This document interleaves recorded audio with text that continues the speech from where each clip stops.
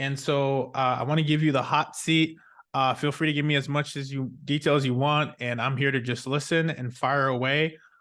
Typically what I'll just ask is where you heard from me from. That gives me some data points, and then I'm here to help you for 15 minutes. I do have to be super sharp. So shoot away, ask me maximum of 3 questions, and we'll do it in 15 minutes or less. And then I'm happy to be a resource again, I can fill you in on how we can be in touch, but I'm all ears, Ella. Talk to me. You're on air. How can I help you? What is your question? What do you have? How do we get Ruben Kenya to be interested in starting a community of midterm renters in New York City? Because there is a huge group here of small property owners or people interested in this space. Go. We need help. Yeah, that's my question. Because if not you, someone else. But we really like your track record. Go ahead. What is your current pain point right now, Ella?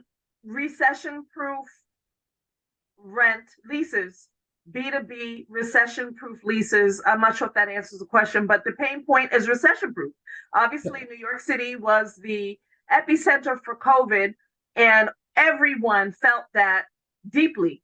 The city we were able to actually measure what the city can do and cannot do, and no one wants to revisit that time. And so that's what the pain point is, that reflection. So is it more when you say recession proof, because I heard you mention that keyword in your email, is what does that mean for you? Is that increased occupancy? Is that increased rate? Like, tell me, what's the model?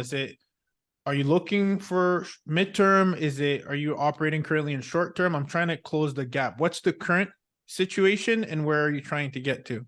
Well, the current situation is that I have a new mortgage, as well as I have two small multifamily houses. And it's an interesting story how I got the second one, but my neighbor moved out of the city, and I just simply bought her house, and our buildings are attached. How many bedrooms? How many bedrooms? Total 7 bedrooms. In each unit No. Okay, I'm sorry.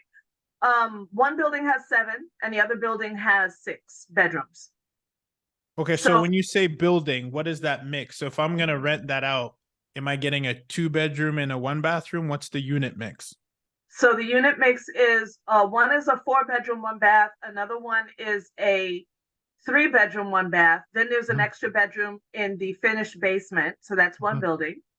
I'm sorry, an extra bathroom. So the whole building has 3 bathrooms total, but 7 bedrooms. That's the new one. And the previous one that I have has also got 3 bathrooms, but only 6 bedrooms. How many individual families could you fit in both buildings? Is it one of those situations where it's two families each? Yes. Okay. So I heard 3-bed, 1-bath, plus it sounds like there's an additional room and then a 4-1, right? Yes. Okay. And currently, before you came across the content, you say you have a mortgage to pay. So are these currently sitting vacant or yes. are they vacant? Okay, so you purchased them and you're trying to get into what we're talking about as a midterm rental model? Yes. Okay.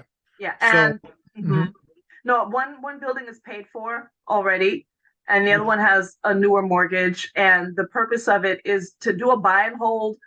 There are some other things, community wise, we're just wanting to stay in the community, and our community is heavily targeted now for gentrification. This is East New York, Brownsville, Brooklyn, near the airport, like I mentioned. Yep. So, we're C-class, and I don't even know how that would work in any community for midterm rentals, C-class properties. Well, there's a few different midterm rentals, Ella. There's a lot of different niches, right? So, and this is why I ask about the unit mix first, because it's not so much about the location, it's about the type of product that you have. So if you have like a 2-1, which in your case you don't, and a lot of, again, you heard of midterm rentals, we think of travel nurses, etc., right? So that's like, okay, well, we're like 5 minutes down the street from a hospital. Can you get a physician? Can you get all that, right? Those are the kind of things we're talking about. If it's larger family, I typically like having multiple bedrooms because then I can do multiple exit strategies, especially focusing on the midterm rental insurance niche, which is nationwide. Now, my only issue with, there's a few things here to mention.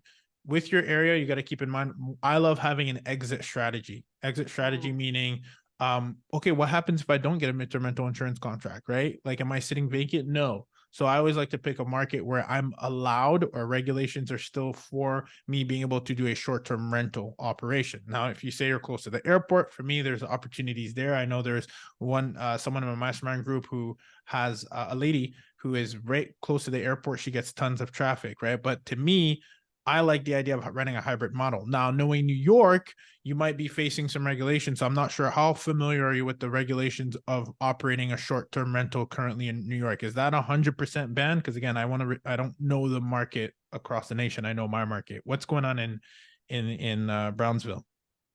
Under 30 days is what's considered short term. And right, it's above 30 days, that's midterm, right? 30 days and above. So, Correct. I think that we have seen that people are still in need of short term, and they are actually doing that in a in homes. But yes, that law did just get passed in August, where they were banning Airbnb. Um, Airbnb's listings were being taken down that were advertised in New York City. So with that being said, I mean, I can't really speak to who is still doing it. Some people Yeah. have outright said, "Listen, I'm going to do my own website, and I'm not going to cancel my regular short-term people that come here every single year. We have the U.S. Open is here. There's so Mhm. many reasons every year that people. Right now, we have Thanksgiving Day parade in Macy's downtown. Like, people are here every year, and they want to stay in the same place. And they can't bring their dog and their family. So I can imagine some people are still doing that. It doesn't Yeah. help. Yeah. Yeah, well, the only reason I bring that is like, how you choose to do your business is how you choose to do your business, right? I think there's folks who, we're here in Atlanta, you got to have a license. There's folks who operate without a license. I'm not here to Mm, push any agenda. I think how you choose to set up your business is your responsibility. And with that, there'll be repercussions should you choose to, or risk, or whatever, risk tolerance, whatever you want to do.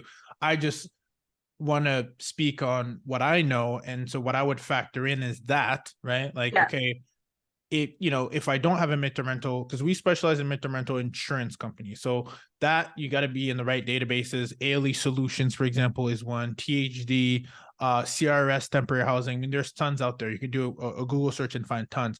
That's one strategy. But I always like to say, okay, from a risk perspective, what if I don't get any inquiries, right? And obviously, we have ways Right. that we actively reach out, and that's still one way, but nothing is ever guaranteed. So then what is my exit strategy? And so I would think about that when you're saying recession proof. Yeah, recession proof. I like the fact that insurance companies, regardless, are always going to have, again, use the premiums that they're getting paid, and always have to have that loss of use, right? That they tap into when they're relocating a family. So I do like that. And that's specifically why I lean into this space. But what if you don't have that? That my question for you would be, what is the exit strategy if I don't get a midterm rental? And that should at least get the bells kind of going, because you need to have an exit strategy. And if it's long-term rentals, then I always say, okay, well, what would long-term rentals look like in my area, and am I even able to cover my overhead?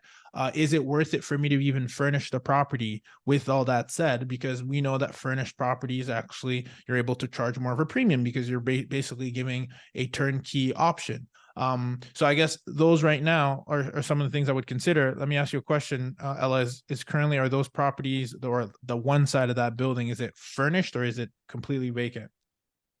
It is not furnished because, just like you said, that's why I didn't move forward. I saw what your form said, that it should be furnished if you wanted to proceed with your group. But so no, because I'm at that sort of middle section where I do want mentorship. I do want someone must know how this is all going down, because every people do still have all these bills to pay.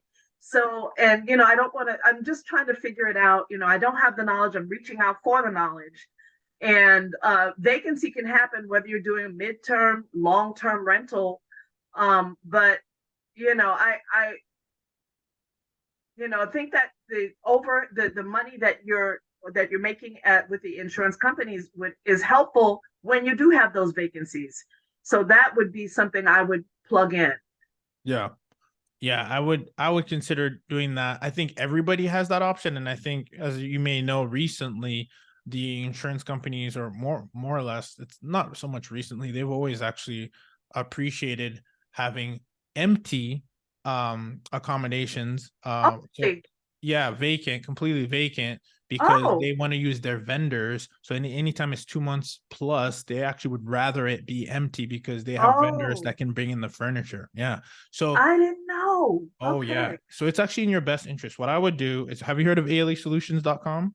Guess what? As I mentioned, I signed up for them a while ago, and the woman actually called them and told them, just to speak with someone. She says, "Well, if there aren't any fires in your or any things happening in your area, emergency housing needs, that's possibly why they didn't contact me." I thought that was Well, that's kind of the $1 million question. Everybody wants to submit now and get an inquiry to tomorrow, right?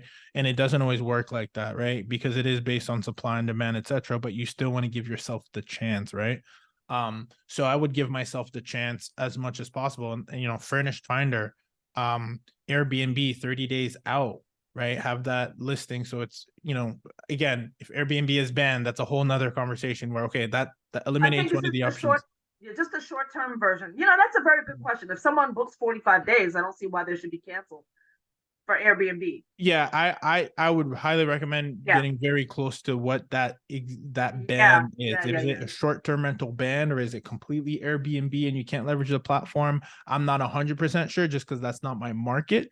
And I would get very, very clear so that you can kind of reverse engineer your strategy based on the rules and regulations. Because let's be honest, it's not a matter of if, it's a matter of when you get booked if something goes wrong. And I don't want to build a business on a broken foundation. I'd rather do it the right way and then understand what all my viable options are, for me to make the right decisions. But I don't know. I hope that at least the whole not having to be furnished opens up at least one exit strategy. I think what you're asking in the email is that $1 million question of who can come here and get me 100% occupied, Well, booked at a premium. That's I am willing to pay for that consultancy, because I could see your students or people who are entering. They probably have some time between now and when they could start earning. But I'm in a position to pay a consultant who understands New York to help me. This is yeah. just where I'm at. I'm unfortunately in this position now. Yeah. Well, I will say this. I know my market well. I won't say that I'm an expert in New York by any means, but what I can say is that there are some ways that you can still position yourself to get these nationwide contracts. I would Right. do this before you do any consulting with anybody. Do a little bit of digging and get a little bit more. Here's what I would be clear on. What are these rules and regulations I just got? And what's the entire, not just like a headline. What does it actually mean? What can we do? What can we not do? I would get very clear on that, right? So that you understand you're not kind of like walking on that red line. You know exactly, and you're very clear 2020 on what the rules and regulations allow you to do. And I would reverse engineer from there, because You're I'm right. not 100% clear. And I would look at every fine print, right? So that you're not getting booked with a fine, because then that's another fee, and Absolutely. that's going to cut into your gross, right? It doesn't matter if you get away for 2 months, 3 months. It's a matter of if it's a matter of when, right? So Mhm. I would do that, and then regardless, I mean, it's not like rentals have completely been banned, right? So then if you are able to do 30-day plus, then I would really be in every single database that exists out there, which there are plenty, and that's where I can give guidance of which ones are the ones we're using across the nation.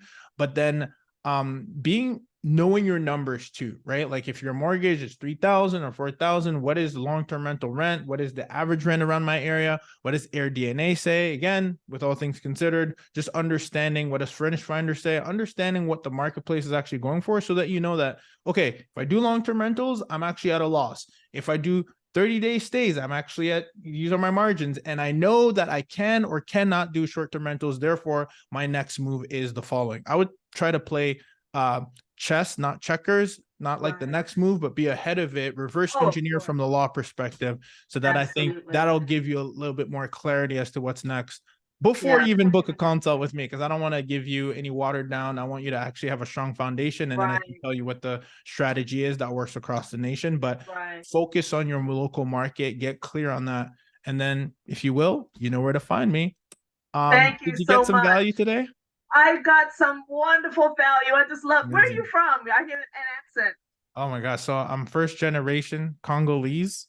I was born in France. I moved around a lot. And Oh I'm here God. to just serve as many people as I can. Well, dude, listen. Whenever you want to come to New York, you have a place to stay. Yeah, You have a group of. You're gonna have an army of people with money in their hand, wanting to hear what you have to say. And thank you. anyone you want to bring with you and do that, I'm here for you because this is where I'm at. I'm signed up for it. You know what I'm saying? I'm in the game, and I don't plan to be exiting anytime soon, even though I'll have a strategy. But thank you so much for your time. Thank you so much. And if you haven't already, and I say this to anyone who might be listening, just grab my midterm rental blueprint on experimentrealestate.com. And then when you're on my newsletter, I do give out a lot of gems and current news, so we can stay in touch that way. And you can always do a reply all, and I will always try my best to respond like we did and get you on here, or whatever the case might be, maybe next steps. And we're constantly pouring into the community. So thank you for showing up. You've already done half the battle, showing up, getting informed. So thank you so much. It was a pleasure. Likewise, enjoy your holiday. You too. Happy Thanksgiving. Cheers. Take Bye. care. Bye. Bye bye.